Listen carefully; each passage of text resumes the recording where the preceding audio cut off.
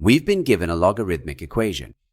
We're being asked for the product of the roots of this equation.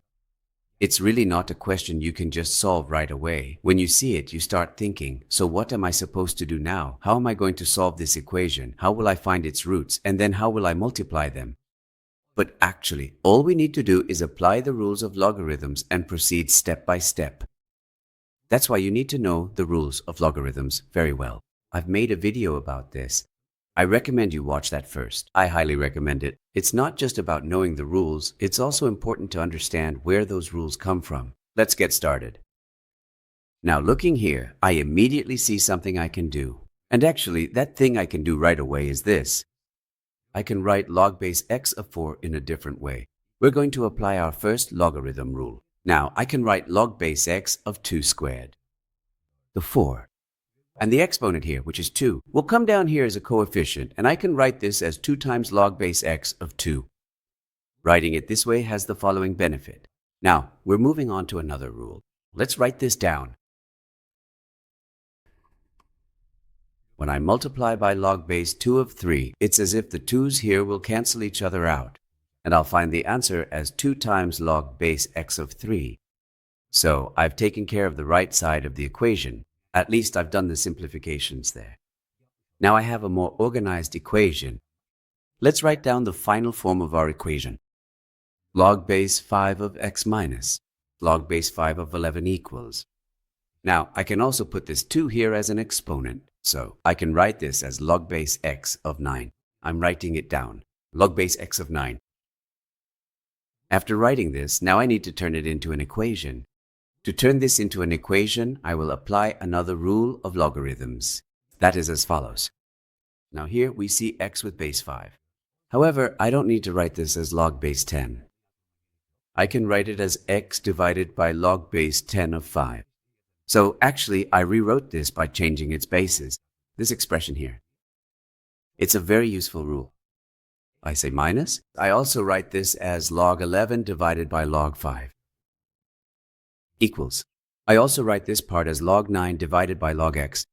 Since these actually share the same denominator, I can write them with a common denominator. Let's do that.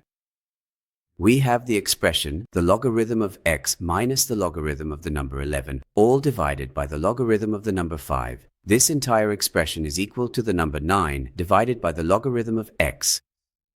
Now at this point, I can actually do a cross multiplication. After all, I'm solving an equation. I can do a cross multiplication.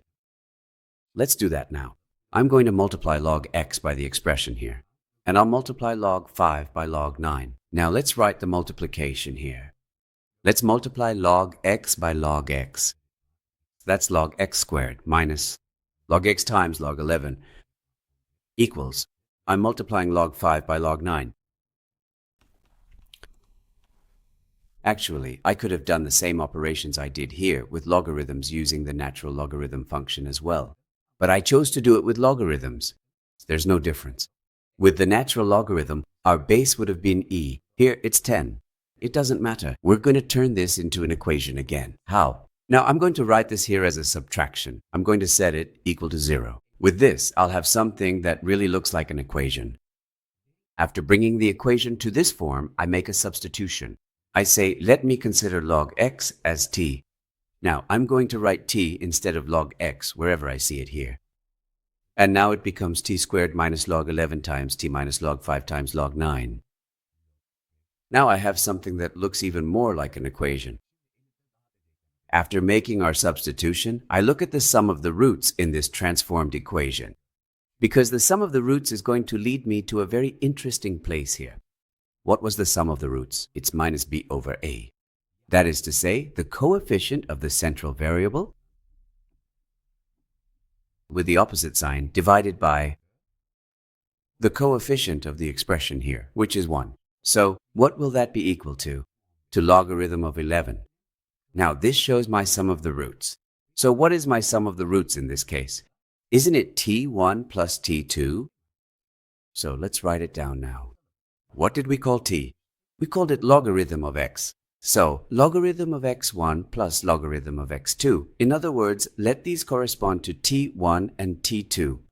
It is equal to logarithm of 11. This is the interesting point that the sum of the roots leads us to. When you add them up here, now we apply another logarithm rule. How can I write that? I can write it as logarithm of x1 times x2, right? I've written it. Now this equality here, what does it reveal?